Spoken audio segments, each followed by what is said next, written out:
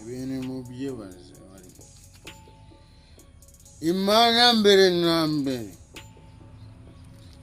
yaremye isi n'ijuru, yari itangira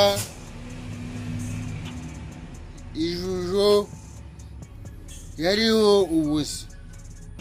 Igice cya kabiri dusubiremo. Igice cya mbere kiravuga kiti mbere na mbere Imana yaremye ijuru n'isi. Icyo ni igice cya kangahe? Cya mbere. Igice cya kabiri ari nawo murongo wa kabiri muri Bibiliya. Yari itagira ishusho, yariho ubusa busa,